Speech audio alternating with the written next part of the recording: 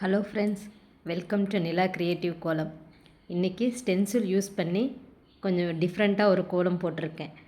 நடுவில் stencil use பண்ணி அதை சுற்றி ஒரு பூ இதழ் இருக்கிற மாதிரியான ஒரு பெரிய பூ டிசைன், அது உள்ள ஒரு குட்டி ஸ்டென்சிலில் ஒரு டிசைன். வாங்க இந்த ஸ்டென்சில் வச்சு நான் இந்த டிசைன் எப்படி போட்டேன் அப்படிங்கிறத வீடியோவில் போய் பார்க்கலாம். நடுவில் இந்த மாதிரி ஒரு படிக்கோலம் இருக்கிற மாதிரியான ஒரு பெரிய சைஸ் ஸ்டென்சில். ஃபஸ்ட்டு ஒரு ஆரஞ்சு கலர் கொடுத்தேன், அது பிரைட்டாக இல்லை, அதனால் அது மேலேயே நான் ஒரு எல்லோ கலரை அந்த கலர் ஃபில் பண்ணக்கூடிய பாக்ஸ் வச்சு போட்டுக்கிட்டேன். இப்போது நம்ம ஸ்டென்சிலை எடுத்துட்டு உள்ளே இருக்கக்கூடிய ஸ்பேஸில் கலர் ஃபில் பண்ணிக்கணும். ஃபஸ்ட் டைம் என்னுடைய சேனலை பார்க்குறவங்க சப்ஸ்கிரைப் பண்ணிவிட்டு தொடர்ந்து வீடியோ பாருங்கள். வீடியோ பார்க்கும்போது ஒரு லைக் போடுங்க ஃப்ரெண்ட்ஸ். இந்த கோலம் பற்றிய கருத்துக்களை உங்கள் கமெண்ட்டில் சொல்லுங்கள்.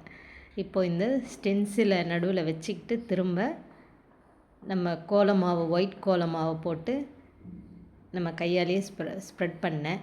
அது ரொம்ப அழுத்தி தேய்க்கக்கூடாதுன்னு நினைக்கிறேன். நான் கொஞ்சம் அழுத்தி தேய்ச்சோடனே நிறைய மாவு வந்துருச்சு. நானும் இப்போ தான் ஸ்டென்சில் யூஸ் பண்ணி கொஞ்சம் கொஞ்சமாக கற்றுக்கிறேன். நீங்கள் லேசாகவே இந்த மாவை போட்டு தேய்ச்சி விடுங்க. ரொம்ப தேய்க்கும்போது ரொம்ப நிறைய மாவு உள்ளே போயிடுது. பாருங்கள், கொஞ்சம் அதிகப்படியான மாவு தான் இருக்குது.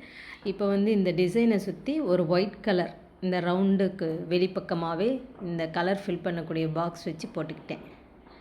இது நல்ல அழகாக பட்டையாக வருது.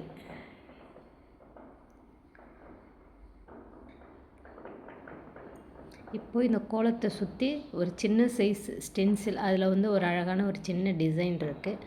அதை வச்சு நான் 4 பக்கமும் போட்டுக்கிட்டு அதுக்கப்புறம் அந்த கேப்பில் இன்னொரு 4 ஆக மொத்தம் ஒரு 8 டிசைன் வந்திருக்கும். இந்த மாதிரி நீங்கள் போட்டால் தான் இந்த டிசைன் ஈவனாக வரும்.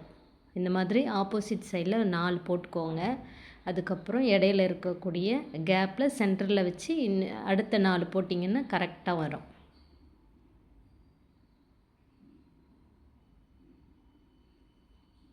இதே மாதிரி நான் எல்லா பக்கமும் போட்டு முடிச்சுக்கிட்டேன்.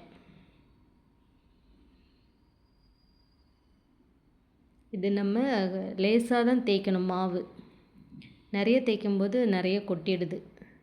அதே மாதிரி நம்ம எடுக்கும்போதும் ஷேக் பண்ணாமல் அப்படியே எடுக்கணும்.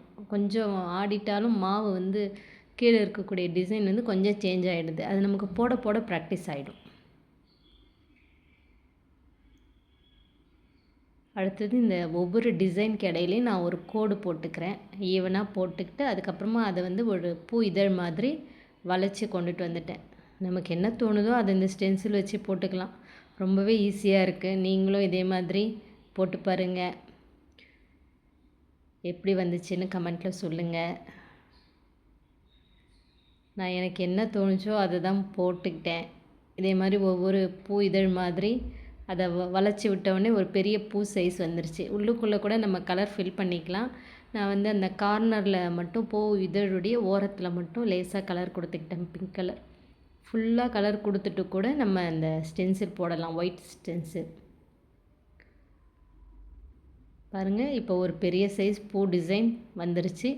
இந்த மாதிரி நான் ஒரு பிங்க் கலர் கொடுத்துக்கிட்டேன் எல்லா இதழுடைய முனையிலையும்.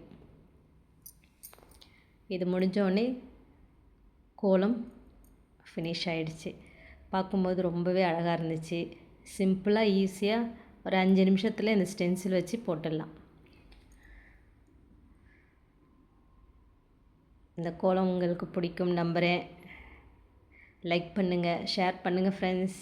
உங்களுடைய கருத்துக்களை கமெண்ட்டில் கண்டிப்பாக சொல்லுங்கள். இதே மாதிரி இன்னொரு கோலத்தோட உங்களை மீட் பண்ணுறேன்.